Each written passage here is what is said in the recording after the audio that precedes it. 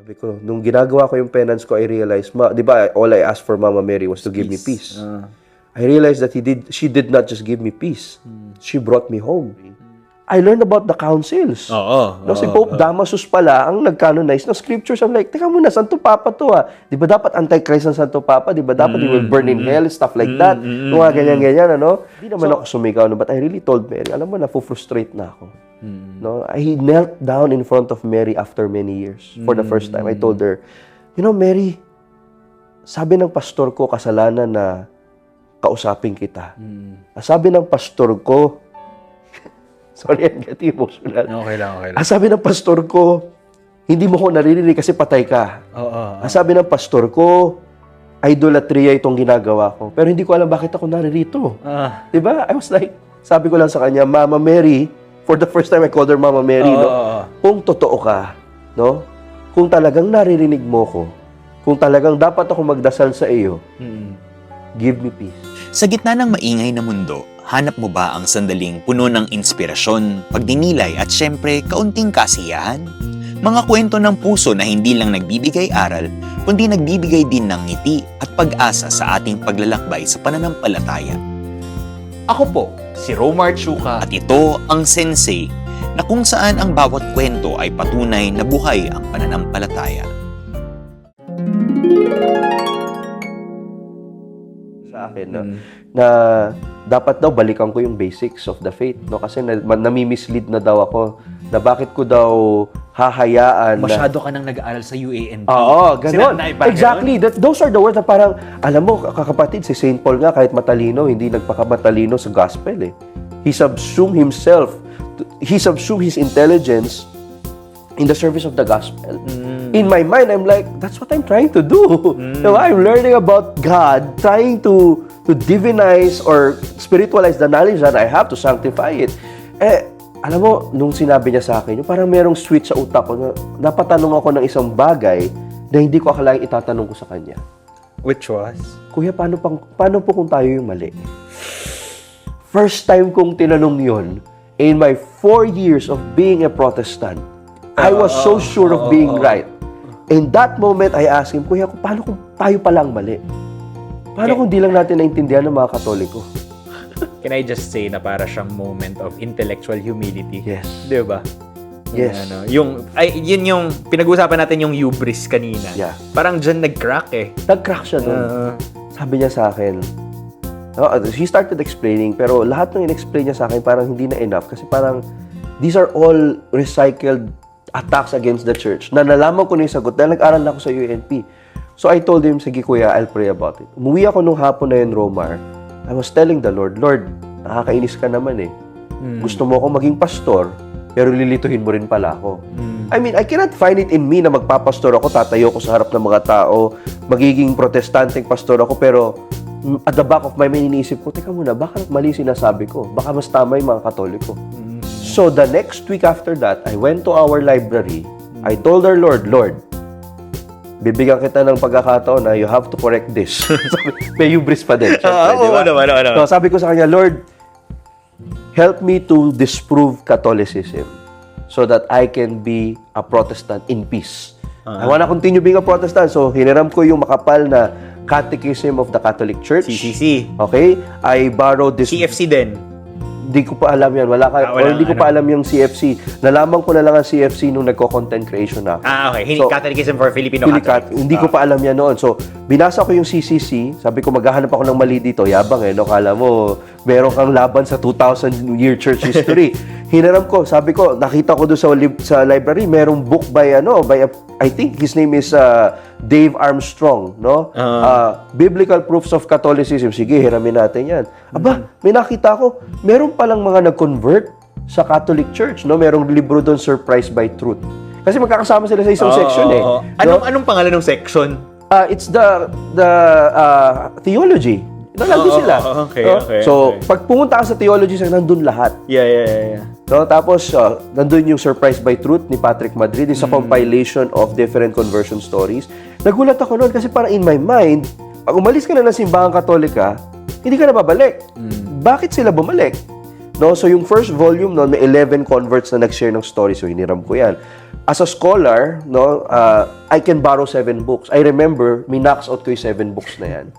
Talagang umuwi ako sa bahay. I prayed to the Lord. That evening, I told the Lord, Lord, you have given me a vision to become a preacher, and now I'm confused. You are a God of truth and clarity.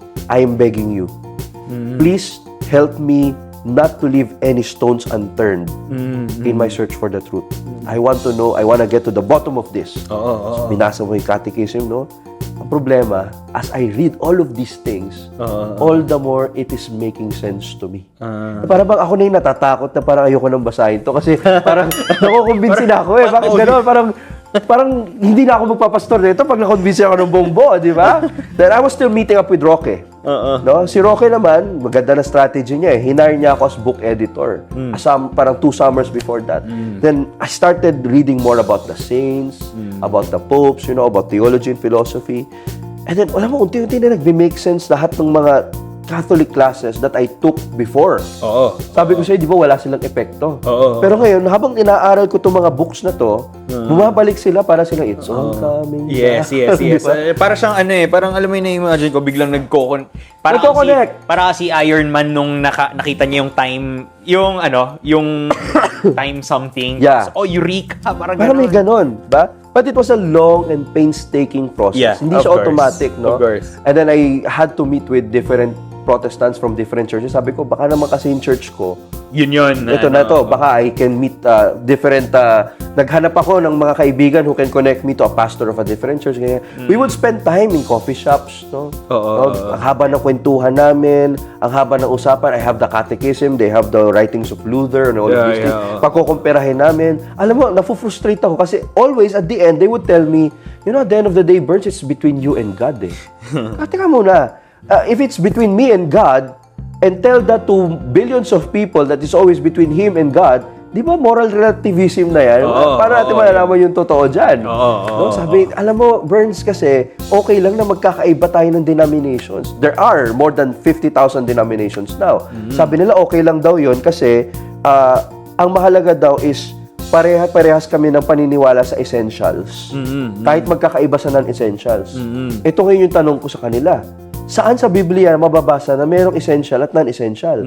Kasi ang sabi ni Jesus sa Matthew 28:19-20, Go therefore, make disciples of all nations, baptizing them in the name of the Father, Son, and Holy Spirit, teaching them everything that I have told you. So kung sasabihin mong may essential at non-essential dyan, sino magde-decide nun? Nagigets mo? Parang relativistic pa rin siya. So alam mo, frustrated. At least, umabot sa point na huwag nyo itong gagayahin na yung sa mga viewers natin. Nagkakat ako ng classes.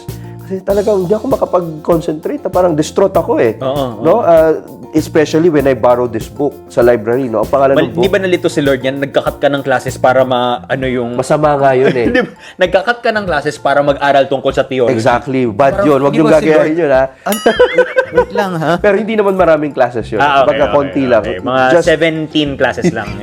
Siguro I would say mga 2 classes. Okay. No, kasi I had to meet some people in the afternoon. So meron akong 2 classes na I think that I didn't get to attend to. And then, when I borrowed this book, Rome Sweet Home, I don't know kung nabasa mo na to, by Dr. Scott Hahn. Okay. Ito na yung parang turning point. Na para bang, wow, grabe, Dr. Scott Hahn, a very known theologian from the Protestant tradition, no, well-trained, Bible scholar, doctorate in all of these things, became Catholic? Bakit? So I read that. So eventually, when I already I met him in person in the US.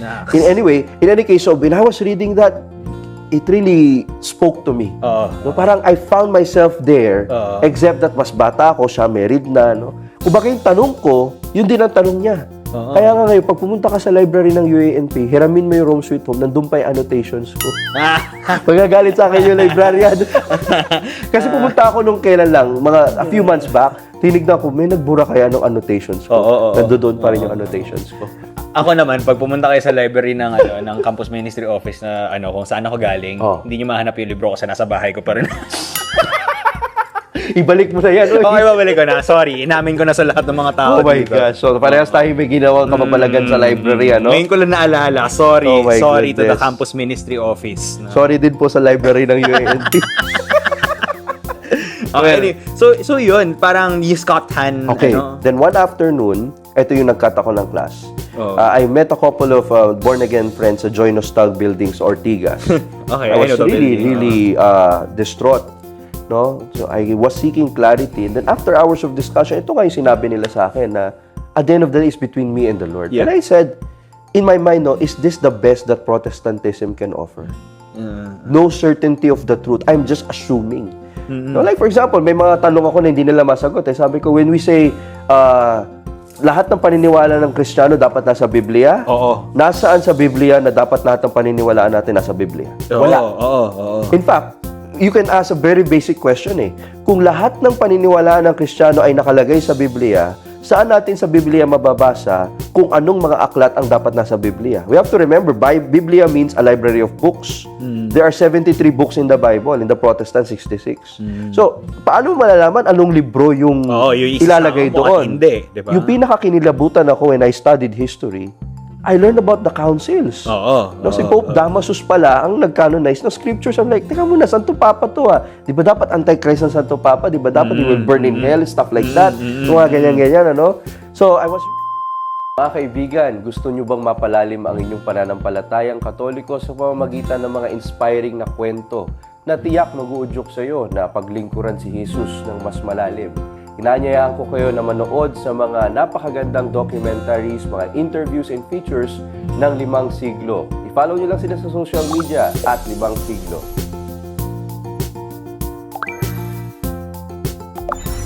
So, I was really distraught. I couldn't find the answers. Then I went back to the school. And I found myself in an unlikely place. I think I know where it is. In the chapel, Okay. in the church. No, we have a very beautiful oratory called Santa Maria Stella Orientis. And then I was just there. I remember this vividly. Past 6 p.m., no, it was dark. The darkness of the sky was similar to the darkness of my confusion, the darkness of my mind. I went inside that dimly lit oratory. The only thing that was visible for me was the statue of Mama Mary. I didn't know why I went there actually. No, parang ka lang dinala ng paa mo. And then I just really, di naman ako sumigaw, no, but I really told Mary, alam mo, napo-frustrate na ako. No, I knelt down in front of Mary after many years. For the first time, I told her, you know, Mary, sabi ng pastor ko, kasalanan na kausapin kita. Sabi ng pastor ko, sorry, I'm getting emotional. Okay lang. Sabi ng pastor ko, hindi mo ko naririnig kasi patay ka. Sabi ng pastor ko, idolatria itong ginagawa ko. Pero hindi ko alam bakit ako naririto. Diba? I was like, sabi ko lang sa kanya, Mama Mary, for the first time I called her Mama Mary, no? Kung totoo ka, no?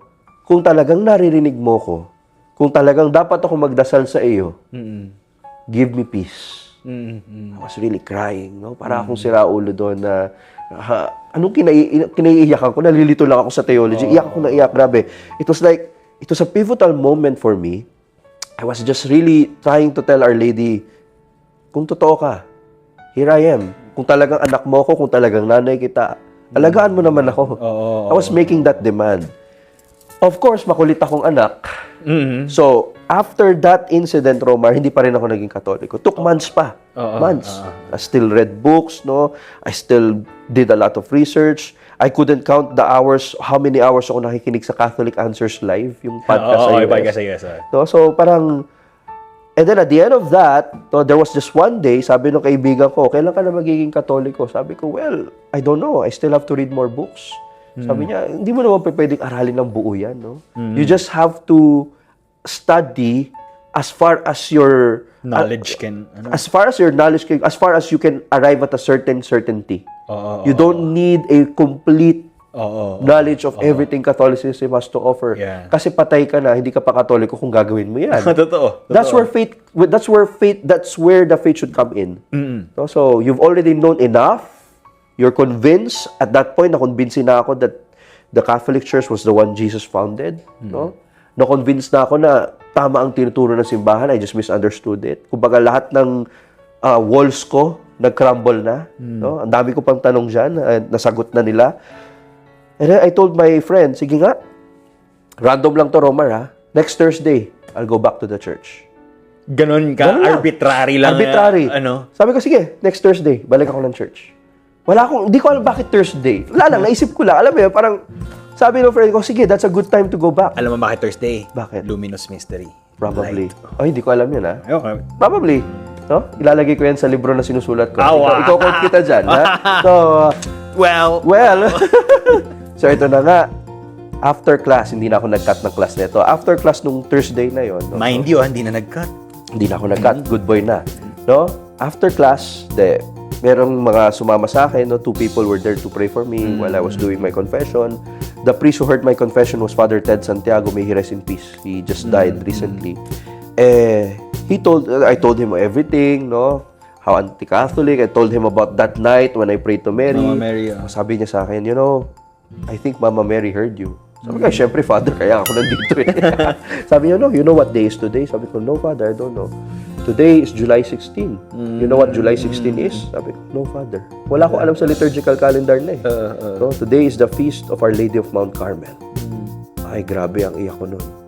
Sabi ko, nung ginagawa ko yung penance ko, I realized, di ba, all I asked for Mama Mary was to give me peace. I realized that she did not just give me peace. She brought me home. I felt so much at home. But before that, it was difficult kasi I had to leave behind a vibrant community, my born-again family.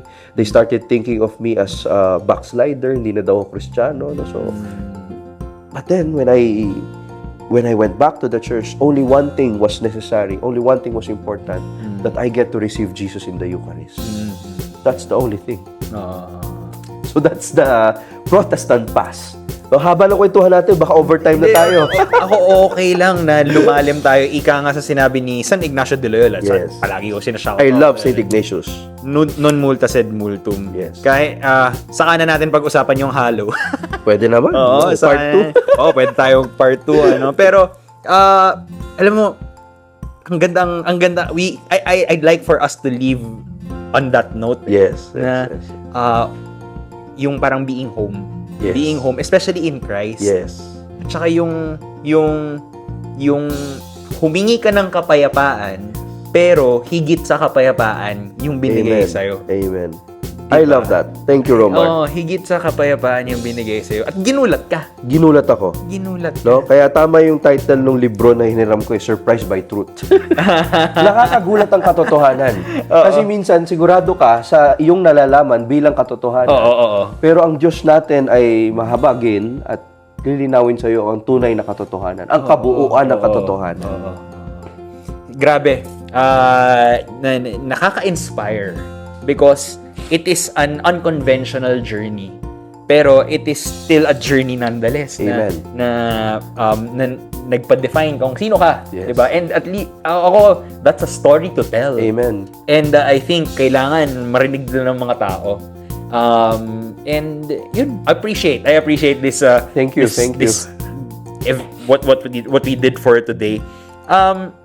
Siguro, ano ang masasabi mo na lang, Burns, sa mga tao who are constant, even if they are in the Catholic faith right now. Kasi kanina parang in-unbox natin kung ano yung buhay mo. Oo. Pero what if kunwari i-unbox natin yung buhay ng ibang mga tao, ibang mga Katoliko, they have their questions right now. Oh, yes. Ano ang pwede nilang gawin? At pwede siguro nilang mapulot mula sa kwento na naibahagi mo sa amin ngayon. Yeah. I think sa ating mga tagapakinig, number one, I just recently published in my YouTube channel a video that exactly, yan yung topic. No? Ang thumbnail, nakalagay sa thumbnail ng video is, so ayaw mo nang maging Katoliko. Oo. No? Tapos, ang title is, magbo-born again ka na ba? Watch this first. No? Nasa bingit na eh. Nasa bingit ka na ng... Kasi gano'n ang nangyari sa akin, di ba? Umalis ako ng simbahan. So, I will summarize here yung sinabi ko doon sa video, but you can watch the video in the Unboxing Catholicism Pakipanood yung YouTube video. channel. Siguro, ang sabi ko doon una is, kung maghinay-hinay ka lang, no? List down first your questions and objections. Ang hirap kasi, Romar, kung nasa utak lang natin lahat. Yes. Hindi siya organized, overwhelming siya. Kung ililista mo yung mga tanong mo sa faith, unti-unti, no? That's number one. Number two is, nalista mo na, i-categorize mo yung mga objections mo. Ito bang tanong ko ay tungkol sa doktrina? Ito ba ay tungkol sa morality? No? Ito ba'y tungkol sa bagay na pwedeng magbago kung magpalit ako ng parish? Ano ibig sabihin nun? Probably yung yung objection ko, yung concern ko is na-offend ako sa homily nung pare or hindi maganda yung sound system. Hindi maganda sound system. Nasaktan ako sa sinabi nung choir member. Alam mo yun? Yun naman ay pwedeng magbago kung magbabago ka ng parokya, kung kakausapin mo ng masinsinan itong mga taong involved. Hindi siya doctrinal eh. No? Ang tanong mo ba ay morality ba? Ikaw ba ay single mom na or ikaw ba ay LGBT na may concern sa turo ng simbahan? Alam mo yun? May mga ganyan eh. Single mom ka na, di mo alam kung pwede ka ba mag-asawa ulit. May mga ganun tanong na hindi mo maintindihan yung turo ng simbahan. So, i-categorize mo. Maganda na malinaw sa iyo yung mga tanong. So, number 3, ngayon na may listahan ka na at nakagrupo siya, go to a well-formed Catholic friend for mentorship. Can be a priest. Pwedeng sa atin to, they reach out to us on social media so that we can help address. No, kasi halimbawa, paano yan, brother? Wala naman akong makausap sa parish namin. Try the catechist. Baka yung katekista, pwede kang matulungan. No? In fact, sa panahon ngayon, Romar, may technology na. I mentioned earlier yung Catholic Answers Podcast. Very helpful po yan, mga kaibigan. No? Punta kayo sa YouTube, Catholic Answers Podcast. Kapag gusto mo ng inspiration on Filipino Catholicism, yung YouTube channel ni Adrian Milag, maraming convert. If you want to learn more about morality, si Jay Aruga. Si Jay Aruga. Diba? Magkakasama kami. If you want apologetics, nandyan ng Unboxing Catholicism. If you want comedy, kay Romar Chuka. Andyan din si Romar Chuka. Kailangan mong tumawa habang nag-aaral. Hindi pwedeng puro deep theology without comedy. So, mahalaga na balance yung ating formation. And I would like to encourage na tayo, we are part of community of content creators and Catholic influencers. We exist to serve the church. Hindi naman po kami nandito para magparamihan tayo ng views and likes eh. Di ba? At the end of the day, we want to serve them. So, gusto ko maraming views. Of course, I know that. So, allow us to serve you. No? Allow us to serve you by reaching out to us and telling us ano yung concerns nyo. Malay nyo, magawa ni Romar ng skit yung mga problema nyo sa parish. No? Di ba? That's number 3, no? Reach out. Number 4 is bring these things to prayer, especially in front of the Blessed Sacrament. No? Parang, minsan kasi nag-i-stay sa intellectual level yung questioning natin. Eh. Totoo. Nakakalimutan natin yung spiritual level na, Lord, andi dito ako, no, humaharap ako sa banal na sakramento, ito yung mga concerns ko, tulungan mo naman ako. No? Yung parang pagpaubaya in tiwala. Go to Mama Mary. Tell Mama Mary, kung naririnig mo ako, linawin mo sa akin. Katulad ng sinabi ko, di ba? Diba? Ito, number 5, actually number 5 dapat yung prayer, pero yung number 4, or pwedeng number 5 na lang, is 4.5. Basta 5 tong tips na binigay ko doon sa YouTube, but you can watch it again. Do not oversimplify Christianity. It's a real temptation. Marami nagsasabi, kailangan mo lang naman ng relasyon kay Kristo. Nalinaw na natin kanina yan. Yung oversimplified Catholicism or oversimplified Christianity, we should really avoid that, hate that, and campaign against it. We should not give a dumbed-down version of our faith. Huwag nating padaliin yung pananampalataya sa paraang tinatanggal natin yung katotohanan ng tinuturo ng simbahan. Pwede nating padaliin yung pagpapaliwanag, yung transmission, pero yung babawasan yung tinuturo, huwag nating gawin yan. Kaya mga kapatid, kapag may nagsabi sa yung pag ikaw ay naligtas, ay ligtas ka na, if it's too good to be true, definitely it is too good to be true. Pag-aralan natin, pag sinabing hindi mahalaga ang relihiyon, mahalaga ay yung relasyon mo kay Kristo, let's take that with a grain of salt. Pag-aralan natin, tama mo yung sinasabi. No, kasi ang problema, pag pinasimple natin yung ating pananampalataya sa paraang we divorce it from its context, ang nangyayari is watered down Christianity yung ating natatanggap. And that's not what the Lord died for. Hindi ho namatay si Kristo para sa hindi kompletong versyon ng pananampalataya, no? Kaya na riyan ang simbahan. Word Catholic means universal. It also means the whole truth. Kataholos, yung kabuuan. Kaya wag po nating tanggalin yung kabuuan. Pilitin ho nating unawain. At mauunawaan ho natin yan kung tayo mapagkumbaba, kung tayo matyaga, kung tayo may pagmamahal. Parang ganito lang yan eh. Kung ikaw nanliligaw ka, diba? Gugustuhin mong malaman ang lahat tungkol sa minamahal mo kasi gusto mo siyang mas ibigin pang mas malalim.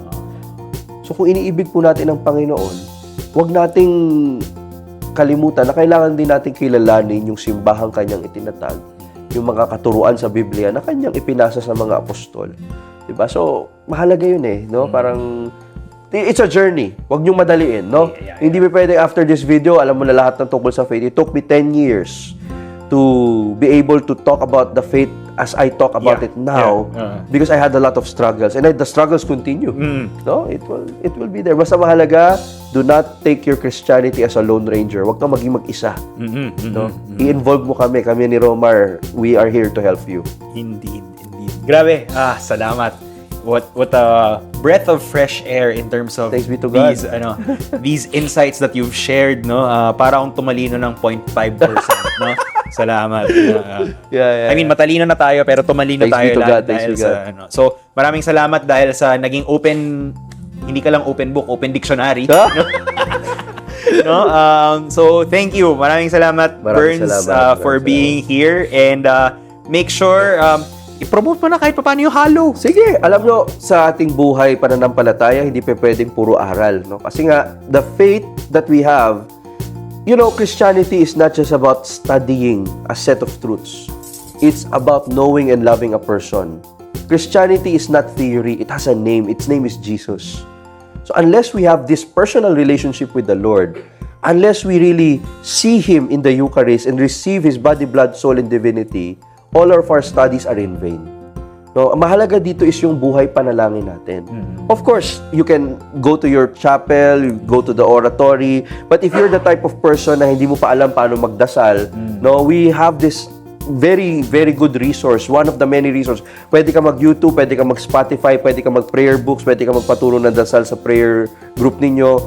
Pwede ka rin mag-download ng Halo. Halo is a free Catholic prayer and meditation app. No, meron ding subscription tier yan, but you can use it for free. No, you can explore it and you will learn a lot of prayers from the traditions of the church. No, meron nga kami doon sa Halo, pag nag-scroll down ka sa baba, paano ba magdasal? If hindi ka talaga marunong magdasal, we will teach you. No, nandoon din yung spiritual exercises ni St. Ignatius. That's my favorite content sa Halo app. No, si Father Tim Gallagher, he's an expert on Jesuit spirituality. He will guide us in the spiritual exercises. And alam mo, Romar, sometimes people just really need to pray for them to be more at peace. Yeah. No, so after praying with Halo, now you want to learn more about the faith. Of course, sa Halo may Bible study na rin doon, may catechism. But if you want a Filipino, flavor of really trying to unbox the faith, go to YouTube. I'm there.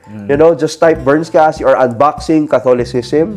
No, you will see. I will try my best to release new videos per week. And sana po magkita-kita tayo dyan. And I have a gift for your audience, no? If you want to learn how to defend the faith clearly without being preachy, just go to unboxingcatholicism.com. They will see a video version of my conversion story produced by Shalom World Media, plus yung free ebook that gives tips on how to defend the faith with clarity and charity. Ako kasi pag may libro ako, I just give free autograph. Yun lang. Oo, pang-autograph ako. Sige, maraming salamat, Salamat, Burns, Romar. for this, and God bless you. Amen. Salamat po sa inyo. Thank you. Talagang nakaka-inspire ang aming usapan at totoo nga na ang pagiging Kristiyano ay hindi nasusukat sa dami ng ritual at sakramento ng ating tinatanggap.